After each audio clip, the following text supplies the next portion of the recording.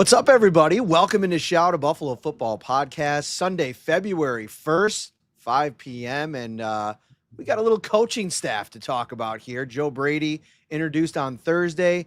His full trio of coordinators is now official. We're going to react to all of that. We'll get into a couple of other final season-ending notes from Brandon Beane a couple of days ago. And then I want to kind of talk about the wide receiver position and kind of set up the offseason in terms of the expectation for the approach at the position and maybe how we think Beane will execute that vision, if you will. Ryan Talbot, how are you, buddy?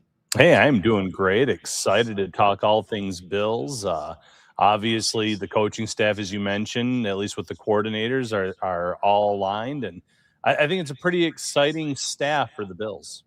Yeah, we're going to get into the entirety of this thing and maybe where it might go from here to some ideas for how, Jim Leonhard and Pete Carmichael Jr. under Joe Brady will build out these staffs.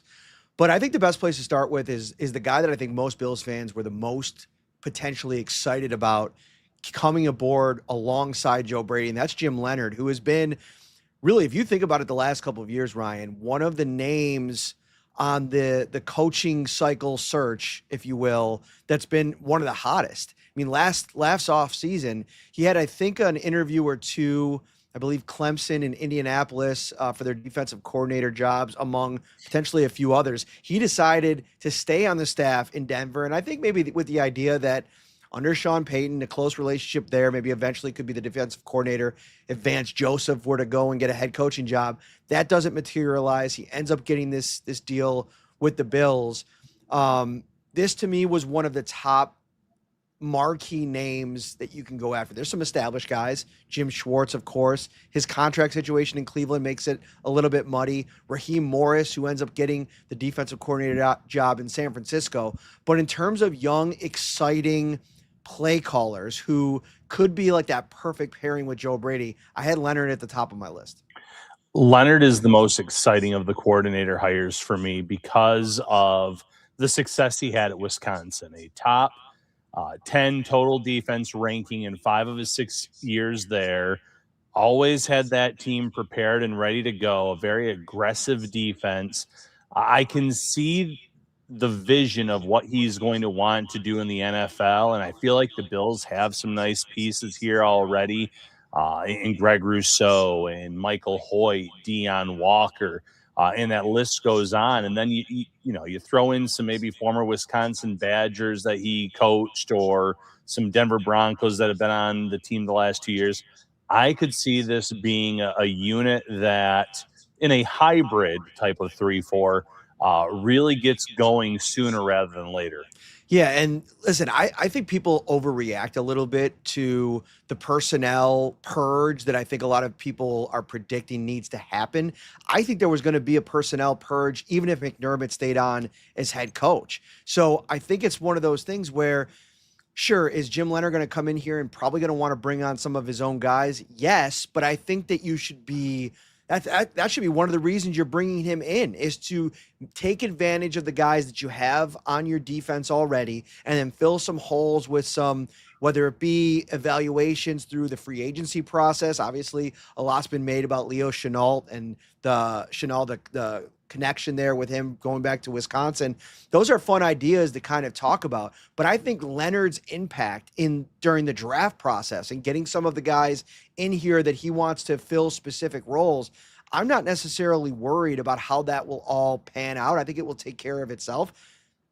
On a side note, how exciting is this for a young player like Cole Bishop to be able to work with a guy like Jim Leonhard, who played the position, that has had so much success working with safeties over the course of his career? This is a guy that you invested a second-round draft pick that looked the part this last season. Now, maybe you take things to the next level with him. Yeah, he's another one that I think should be thrilled with this, new DC. And you look at how he played over 3/4 of the season, because it wasn't from week 1 out of the gate, but he really turned things around a few weeks into the year and became one of their most reliable players, one of their most one of their players that you could know week in, week out was going to potentially make a play for this team. Hit guys coming across the middle, and now you get to work with Leonard, who obviously, as you mentioned, played the position for 8 to 10 years in the league, has coached a lot of really good, successful safeties during his time in college and obviously in Denver as well. If you're watching here on this Sunday evening, thank you so much. Welcome in. Hit that like button, subscribe as well. Ryan and I have been active on the Insider text line this weekend, getting some thoughts about some of the hires and, still unpacking some of what we heard from Brandon Beane a couple days ago. If you want to become an insider, 716-528-6727. It's a 2-week free trial. And then it is $3.99 a month after that. So definitely want to get locked in as we start moving through the offseason. I'd make the argument, Ryan, that becoming an insider is even better in the offseason as we kind of talk through some of the ideas and what could be going on here. Yeah, we talk through ideas with free agency, the draft, obviously schedule talk comes up in May or April, depending on when it is each year. So this is something that we use year round, tons of Bills talk every day, every week. So there is no off season on the Shout Insider text line.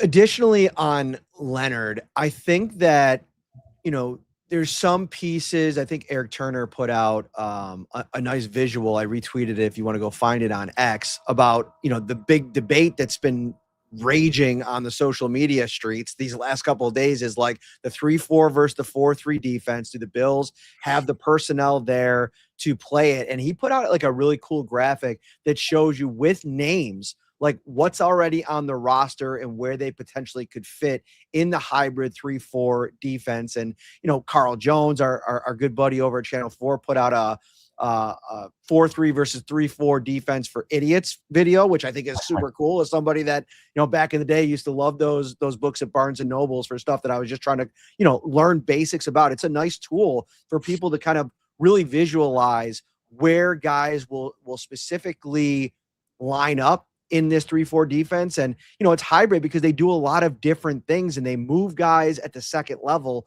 around quite a bit. So sure, you could have a 3-man front, but you also could have a 4-man front. And then you could bring both outside backers down. And now you present a 5-man look. So there's a lot of different things that the Bills can do. And I think that they actually, to your point, you think about Michael Hoyt, what could this do for a guy like Javon Solomon, who might actually be better in this style of defense? Yeah, there's a lot of guys that maybe are on this roster now that are going to have a new lease on life, so to speak, in terms of what their roles could be and how they could ultimately perform, whether it's a depth role or a starter's role. And I don't think Greg Rousseau has been a bad player by any means. Obviously, the Bills gave him a nice extension. I'm excited about what he looks like in this system and how he can be utilized. I think this could be even better fit for what he can do. And I already mentioned Hoyt. They're going to need another linebacker or two, obviously, but there's talent in all three levels of this team where I'm really excited to see how they fare. And you get a young corner like Max Hairston in year 2 with that speed and with the aggressive defense and maybe, teams having to get the ball out quickly, what that could mean for him breaking on balls. And obviously we know how great Christian Benford has been. This is an exciting time. Ben Albright, someone that covers the Denver Broncos too, when talking about the system for Jim Leonard, someone was asking about, do the Bills need to, shift their personnel a lot? He goes, I don't think the change will be that drastic. Broncos are technically aligned in a 3-4 base, but it's like Wade Phillips. It's a 4-3 rules up front mostly. Main thing you guys will be needing is a downhill B inside linebacker that'll shoot the B gap while the other goes away from the ball. So, even someone that's used to what Denver's defense is, used to what Jim Leonard's probably going to do, he doesn't see there being a ton that the Bills need to address necessarily in terms of a total makeover or shift. It's just going to be some minor things here and there. The quote from Joe Brady that the Bills sent out yesterday, because I see some people in the comments asking, like, why did Joe Brady specifically want Leonard? This was what he said. Jim's vision for what he wants from our defense and the personality, the play they play with is the exact style of what I was looking for from a defensive coordinator. He talked a lot, Ryan, in his press conference about wanting to be attack oriented, like dictate the terms and be a defense that you're afraid to play against. And I think you can make the argument for the last 2 years in Denver, that group under Vance Joseph, and then obviously, I think he was assistant head coach this year, Leonard, or the passing game coordinator on the defense. They were definitely that. You could tell how smart and versatile Leonard's secondary was when we watched them on tape. He's super intelligent, a great communicator, and highly regarded in this league, which we talked about at the top.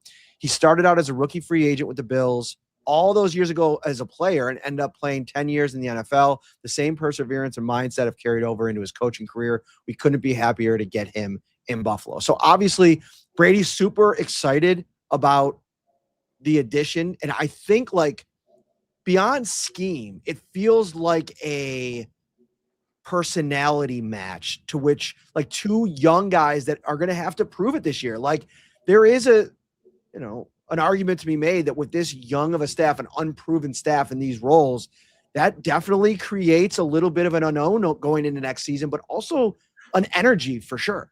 Right. And it would be very easy to bring in, a Raheem Morris, who would have been a great signing in his own right. But to bring someone that has the tendencies, has had the success at the college level, where you had NFL head coaches and defensive coordinators kind of scouting what you were doing and trying to implement in their own schemes, there's no reason for me to believe that Jim Leonhard isn't going to be able to come into the NFL as a first-time defensive coordinator and not find that same level of success. Now, again, is it going to be year one where he has everyone in his ideal personnel? Probably not, but I still think this can be a really good unit in year one. And then the longer he's here, the more of that talent base that he wants to bring in for fits, the better it's going to be, just like any other defense. And you look at the, Denver over the last few years, they keep tinkering with that roster, finding new pieces, and it keeps getting better and better. The same thing is going to happen here in Buffalo. But, last thing on Leonard, I think he is a great fit because he's been waiting for this opportunity. And when you look at the other opportunities he had, the Chargers went with a different route, could have gone to Baltimore, would not have been able to call plays there, though. He saw this as the best opportunity for him to establish himself. And, if everything goes well, who knows, maybe the Bills will have to look for another DC sooner rather than later because he'll start getting the head coaching interviews.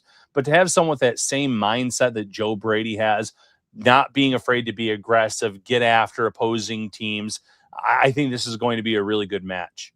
You start thinking about, like, the now flip of the switch to the other side of the ball. We spent so many years talking about, like, running through a bunch of different coordinators on offense. Now the Bills might be in a situation with an offensive head coach, if they have sustained success, having to do that on the defensive side of the ball, if Leonard can kind of build that thing out. And I don't think you're afraid of that necessarily. I think, he could set the stage for, even if he's here, let's say arguably 1 year, he could really set the stage for the next couple. If they can really knock this draft out of the park, get some really good finds. I mean, the linebacker position, you mentioned what Albright said, and getting a downhill B gap linebacker, somebody that can really be a penetrator. This linebacker class, Ryan, is absolutely loaded. You go back and look at the Senior Bowl this last week, how many different standout guys can you probably, talk about? We'll probably have some type of conversation about those Senior Bowl guys shortly that could then start to envision what that looks like on a day 2 or day 3 pick to inject that right into this defense. And if he can do that enough, to me, that sets the stage for no matter who you're bringing in as the next defensive coordinator to kind of keep that momentum going, if you will. Yeah, this move is an A+ for me. And I know that sounds weird, a first-time defensive coordinator, but I'm basing it based on what I saw at Wisconsin.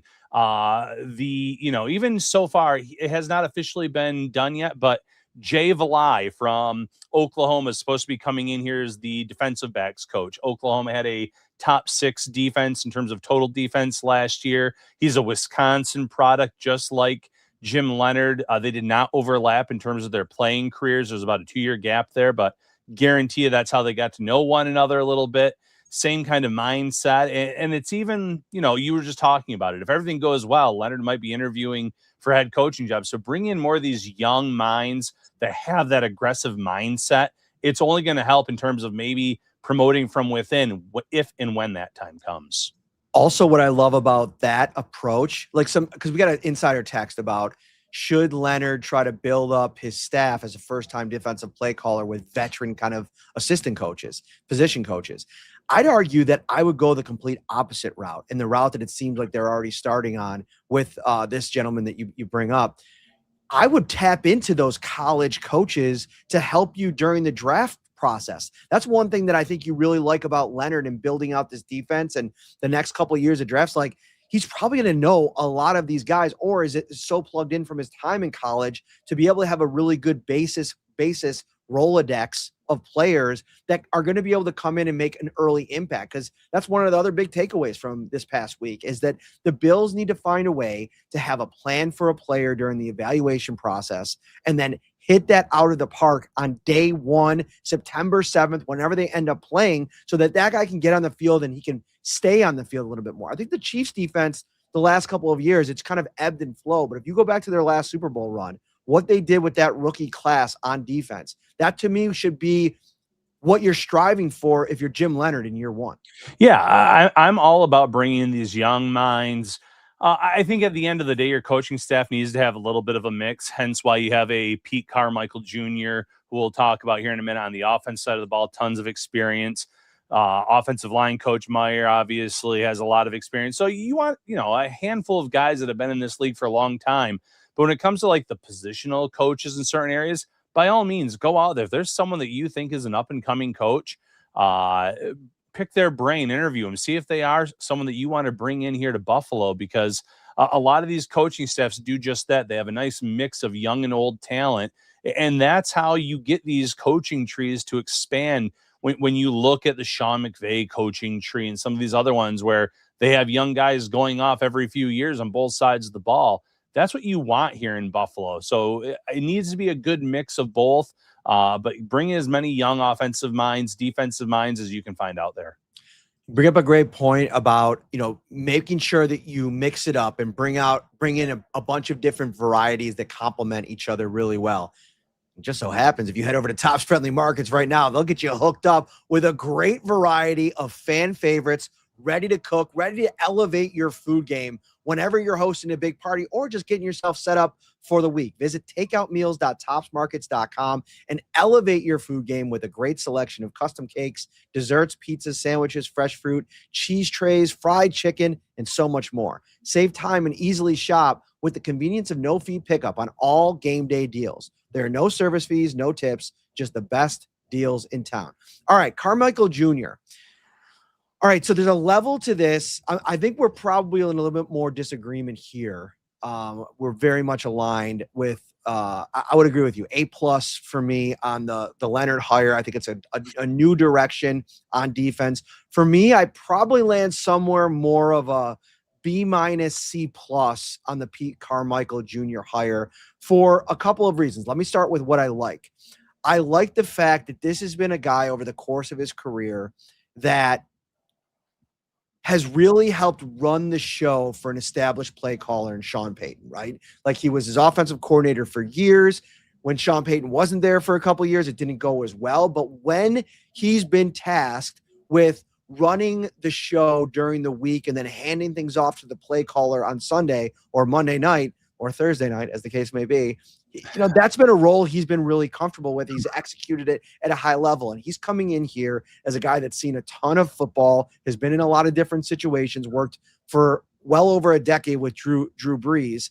I think you like that piece of it. What I don't like about it is that it feels like a little bit of a safe hire, right? Like, and I know that if you're going to call the plays, if you're Joe Brady, you're not going to go out and bring in one of these young and up and comers like a Nate Schlierhouse, who's probably going to want to call plays in his first offensive coordinator spot. I get that part of it. But one of the things that Joe said in his press conference was, I don't want to bring in a bunch of Joe Bradys. And maybe there's a different approach to the job. Maybe they aren't as aligned as you might think from the outside looking in. But I don't know. This seems like a very safe hire. I think back to when Sean McDermott hired Rick Dennison, who was like a veteran kind of coach that comes in here year one. You have to make a switch almost immediately in year two. I know it's a little different. He wasn't calling the offense. But I don't know. This was a little bit of an uninspiring hire from my perspective. Could it work? Sure. He's not going to call plays. He's going to be a veteran presence, but I would have liked to maybe shoot a little bit higher. What do you think? I like this move a lot. I'm going to get A- B+ range for this. And it's because of something you mentioned. It was in Joe Brady's statement. And it was, I have full trust in his vision and his ability to run the meetings and installs, which will allow me to focus on my other duties as a head coach. Joe Brady's calling the plays on game day. We know that. He said that. That's established. But as the head coach, he's going to have to wear a lot of different hats throughout the week, and he needs someone there that, one, he can trust, that's established, that's been in this league for a long time. Pete Carmichael Jr. was Sean Payton's right-hand man up until last year. I mean, they're on Denver staff together too. 20-plus years of coaching experience in this league, a good offensive mind. I'm still, hopefully this week we'll put together an article on some former players in terms of what they've said in the media in the past, some high praise from Alvin Kamara, Drew Brees, and things like that. But he also took Joe Brady under his wing when he was there in New Orleans. And it was a very short stint before he left for LSU and then went on to Carolina. But they built that rapport and that relationship. And if there was one position where you do want another Joe Brady, it's for offensive coordinator, because again, the alignment's going to be there. I think there's going to be times where you can lean on Pete and say, okay, what should we do in these situations against this team? You're going to lean more into the play action. Not that the Bills weren't doing that a lot already, but that's been a big part of his offense and the Sean Payton offense. I just think it's going to help Joe Brady take that next evolution of his offense to a new level. That's the one area where I did want someone that was established, that was more in his mindset and frame, rather than an up-and-coming coach where it might be a mesh of personalities or a mesh of ideas. But the experience when it comes to running the drills and the practice throughout the week with the offensive side of the ball, he knows he can trust him completely. Let me ask you this question. How comfortable do you feel if they get into the season and Brady's calling plays and it's not going well, and maybe things aren't going well on defense, and we talk so much about this CEO approach. I'm just putting out a hypothetical here, and he has to turn over the play calling duties to Carmichael Jr. because he's got to run the entire show. Maybe it's he's drowning a little bit, and you'd probably be in a tough spot to begin with there. But how much faith do you have in Carmichael Jr. if that were to be the way that things turn in season at any point, to where he would have to call the plays? Are you comfortable with that? Do you not know enough about it? Because that, to me, is another part of all this. It's like you're going into the season calling plays for the first time. You're going from the booth down to the sideline, and you're going to be calling plays in the moment. And then you have the game management piece, which I always felt like, for better or for worse, you're hoping you made this hire knowing that Brady can compartmentalize everything and juggle all of those different responsibilities. And you're hopeful for that. But it's something that even in his best of times, Sean McDermott struggled with it at times, and he never really invested fully in calling the defense full-time outside of that 2023 season. And it felt like they went right to Babbage because it felt like too much on his plate. So that's the part of it that I worry about. From what I've read, people have been critical of Carmichael Jr. when he's had to call the plays. I have the confidence if it ever came to that situation that he'd be fine, because again, they're going to be putting the game plans together every week anyways. This is going to be a lot of the Sean McDermott system, which he's very familiar with and comfortable with. So whatever he would call in those moments, I would think would be what they would be game planning throughout the week. So I do have faith in him, where maybe some may not, or sometimes in the past, maybe it hasn't gone according to plan for him. But I also don't think there's any scenario where in year one, Joe Brady gives up the play calling duties. That's maybe a year two type of issue if things aren't going well. I don't envision it happening in year one. All right, we got a super chat here from our buddy Joshua Richardson, one of our regular insiders. Matt and Ryan, thankful for being an insider. I think this might be the best coaching staff we had since the 90s. I'm ready to win a Super Bowl if made available. Should the Bills trade for Justin Jefferson? All right. Well, I got it in the headline, so we might as well maybe get to it. We'll maybe get back and finish. I don't have a lot of thoughts on the special teams coordinator. We'll see. We can get your thoughts on that at the end of the show. You know my thoughts on special teams. All right. Yeah. So go ahead. When it comes to Justin Jefferson, there's $74.5 million in dead cap if the Vikings trade him pre-June 1st.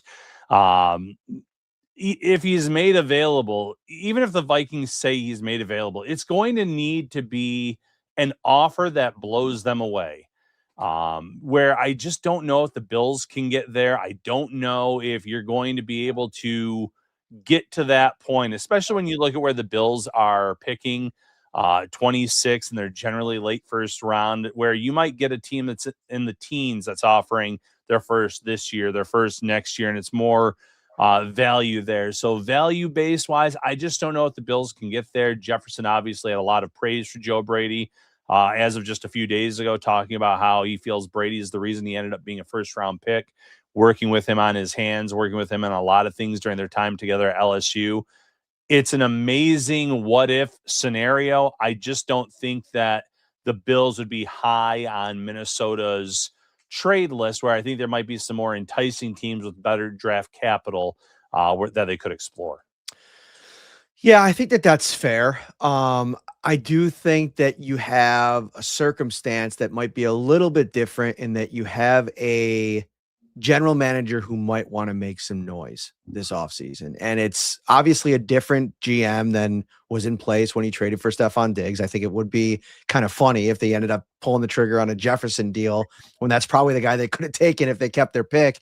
But you're right. There's a lot of obstacles, right? Post June 1st trade would still come with, I think, a $25 million dead cap hit that they'd have to eat. And then you got to fit that in depending on where the Bills salary cap is at that point, because you're probably going to be, unless you do it with a post June 1st designation, which I think gets a little bit cloudy. You could probably figure that out. It's not the most likely of scenarios. So we got a chance to talk to Brandon at the end of the day on Thursday after everything was done. And a bunch of different questions came up, but I asked him about, listen, you go back to the last 2 years, you guys make a trade in season for 2 years ago, wide receiver, and then reportedly in the mix for multiple wide receivers. You know, the Jacoby Myers report, the Jalen Waddle report. We didn't get into any of the specifics of those deals, but my contention is, why not maybe take a swing at something like that earlier, like back in March and April? And he had a really good quote that I want to read to you now. At the end of the day, people are not willing to part with high caliber guys. I'm paraphrasing here, very often. So take for Devontae Adams, for instance, and we'll get to that in a second. That's an example he used. Everyone wants to win it all in March and April, and a move like a move for a big time wide receiver is, and he went back to Cleveland. Sorry, he's all over the place here. Go back to Cleveland last year before. They're not open to trading Amari Cooper, and Vegas kind of Devontae Adams. You get more takers in season once the season is starting to declare itself. I don't really like trading for anyone in season. I'd rather just roll with it because there's only so much of the playbook you can get them. You know, they're really smart. Like Brandon Cooks was very smart, but some guys, it takes a little bit longer. I would love to make a trade in the season, but it's got to be, or before the season, but it's got to be the right move. Got to be able to fit the salary, and the team's got to be willing to part with the player. I don't feel like you see it as much in the offseason.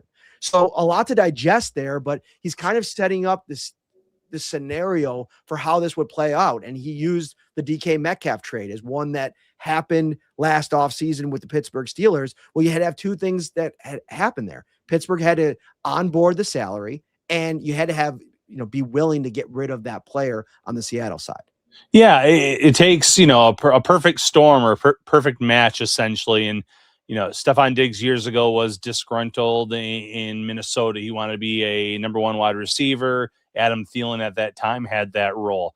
You and I have both proposed different ideas. Marvin Harrison Jr. was the one I pitched a lot last year for a potential fit this year. New head coach there, offensive minded. Probably won't happen there, but I will throw out a name, and I mentioned, I think on the last podcast, DJ Moore just makes a ton of sense to me. If you look at the Chicago Bears, they already have Rome Odunze, who can be their wide receiver one. They have Luther Burden, who they invested a day 2 pick in. There's your young guys, your up and coming guys. Moore showed some frustration a little bit at times in Chicago last year, has some ties to Joe Brady and this team. Makes a lot of sense if the Bears are looking to move him, which I could see a scenario where that happens. So DJ Moore is not going to be confused for like Justin Jefferson, who the fans, a lot of fans would obviously love to have, but he is still a wide receiver one in my mind. He upgrades this offense significantly, makes the life that much easier for everyone else on this team. And then you can still obviously address some more of the position, whether it's via free agency or the draft. Got a super chat here from Raldies. I get everyone wants Jefferson, but we need to pivot to something realistic. Mark my words, Max Crosby will be a Buffalo Bill, draft a young stud wide receiver. So I love the energy there, but I don't know if that's any more realistic, because I think the same kind of struggle financially to acquire Max Crosby exists there. Now they just signed him to a brand new contract extension. Things are worse with Max Crosby and the Raiders than they are with Jefferson and the Vikings. So if you want to shoot the fact that the Raiders probably more willing to maybe enter the trade market with one of their superstars there and Max Crosby, sure, I'd listen to that. I think even if, here's my hot take on this whole situation. No matter what happens, if you go and acquire a big time wide receiver on the trade market, you mentioned Harrison Jr., you mentioned DJ Moore, AJ Brown is a guy banted about. I still think Chris Olave could be somebody. If you can't shoot super high, maybe Jordan Addison. Maybe they want to get out of that for some of the off the field issues. I'd even think about that if you're the Bills. If you believe in the guy, you have to still be aggressive at the position in the draft, regardless of what you do in free agency or via trade. Yeah, 100%. And again, we've talked about Daniel Jeremiah saying 11 players in his top 50 were wide receivers. That's great news for the Bills, because there's going to be maybe up to a handful that could be off the board by the time the Bills pick at 26, but they're going to have some good guys there. They're probably still going to have some really good options in round 2. So whether it's the first or the second round, I would anticipate the Bills being aggressive for a wide receiver if they feel like there's someone that's a really good fit there. You need to look and see in free agency, is there someone that isn't going to break the bank? I think guys like Alec Pierce, as much as it sounds like a fun scenario with that speed and ability, I think he's going to obviously price himself out of Buffalo's market. But can you find someone in tier 2 or tier 3 that's a really good fit for this scheme that could then come in and compete for a wide receiver 2 or 3 role, not necessarily getting a top number 1? And I see people in the comments say draft 2 receivers. I'm not against that either. We've talked about that as well. Go BPA. If the best player available is a wide receiver and you've already drafted one, don't hesitate. And I don't think the Bills will hesitate to do that. We've seen them do that with countless other positions.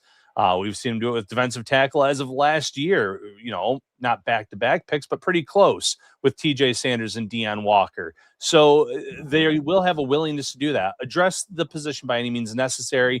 I see people asking about Brandon Cooks. I would definitely try to bring back Brandon Cooks on a 1-year deal. I think that he showed there's still a lot of juice there, and you can do a lot worse as a wide receiver 3 or wherever you want to put him in there than Brandon Cooks. I mean, despite his age, he can still go. All right, we got another super chat here. Joshua, thank you for another one here. We appreciate you, buddy. Had another question. How would you guys feel if the Bills traded for both Brandon Ayuk and Jordan Addison? Trade Curtis Samuel to the 49ers and trade Josh Palmer to the Vikings. Okay, that's a lot of dealing, wheeling, and dealing there. I like it, Josh. Getting our Madden franchise brains working here. I don't know about Palmer. Like I do think he's going to be back. You eat a monstrous dead cap if you trade him. And so I think it probably makes more sense keeping him on the roster unless you completely believe that you've reached the point of no return with him. I mean, talking to Brandon, he mentioned a whole slew of injuries that he dealt with last year. It was a heel in the offseason program, got banged up. I think it was a hamstring during training camp. Then it was obviously the ankle after the Atlanta Falcons game. And then it was the ankle injury. And during trying to get back on the field, it ended up being a knee issue and then a hip issue as well. And so that's why they ultimately decided to shut him down. He couldn't run certain routes. So it's hard to evaluate him on year 1. I still think, man, they might've been tapping into something in that Atlanta game. So I think he's probably back, but in terms of Addison, if you believe in the off the field stuff won't continue to be an issue, the one danger there of Addison is you've already had one situation with Keon Coleman, obviously much different. Not showing up for meetings is much different than some of the, legal stuff that Addison's been a part of. But I don't know if you necessarily want to throw another kind of headache into that same room. And the Ayuk thing is interesting. Does he even want to play football anymore, Ryan? That's the big question with him. Yeah, Ayuk, I was just going to say the same thing. There are people out there that think he might just be done with football altogether. If he says he wants to play in 2026, any team that acquires him or ends up, showing interest in him, he's going to have to explain a lot, and it's going to have to be to the team's satisfaction to bring him on board. So the talent, obviously there. I love the talent that Brandon Ayuk has, but the way things went down this year in San Francisco, you would need to have a really good understanding of how and why that went down, how things just kind of fell apart between those two sides so quickly. You can, end of the year presser, they're talking about fielding calls or taking calls or trying to call him and reach out, and then they just weren't being returned. And eventually you kind of had to give up on it because you weren't ever hearing back. So that was just a bizarre circumstance or instance. Addison, I think that the price could be right in terms of what the Vikings would want. The talent is theirs. I'm not against that idea. I think Curtis Samuel, who was mentioned in the super chat, I think he's just going to end up getting cut. You save about $8 million in cap space in doing so. So that just makes more sense than trying to trade him where there's probably no market for a guy who's really struggled to stay healthy, especially the last 2 years. Thank you so much for watching, everybody, right here on a Sunday evening. We're also brought to you by Amtrak. Head over to Amtrak.com and make travel planning less stressful with their flex fares. Last-minute schedule changes can be a headache, but with Amtrak's new, more affordable flex fares, you can adjust your trip without worry. If a concert gets postponed, someone gets sick, or a business meeting gets rescheduled, you can modify your booking without any cancellation or change fees. Get more information at Amtrak.com. All right. A couple of quick nuggets before we get out of here. What did you make of Brandon Beane's comments on Tyler Bass? Because, I put that out there earlier in the week, and the plan is, so first of all, he revealed that he was kind of on track to, if he was needed in the Super Bowl, say Matt Prater was injured or something and couldn't kick, and they obviously brought in a bunch of kickers late in the season and we're probably going week to week. There was an outside chance that Bass could be ready and activated for the Super Bowl, which I thought would have been an interesting story. But all signs point to him making a full recovery, and Beane said the expectation is he's their kicker next year. Now, they signed Trujillo to a futures contract. There'll probably be other guys brought in to compete. Are you okay just going into 2026 with Tyler Bass in Penn as your kicker? No, not at all. One, obviously an injury this year that cost him the entire season is a little worrisome. We've talked about the inconsistencies in his game over the years, where he went very early on from a very consistent kicker to kind of having a lot of issues where you didn't know what to expect. Obviously, then he nails like a 61-yarder against Miami, where I think all Bills fans are chewing on their fingernails in that moment, thinking what could go wrong. But you don't know what you're getting out of Tyler Bass. It's his, he's consistently inconsistent. And with that, I don't feel good about that being just the only guy on this team or being the guy. I want to see the Bills push some other kickers as competition. I wouldn't mind if they went out and drafted the Ole Miss kicker on day 3 of the draft. I know they have limited draft capital, but I think that you can find someone in the draft and save a lot of money adding a kicker in that way versus, Bass, where if you let him go, you're saving about $3 million in cap space. So, no, I don't love that idea.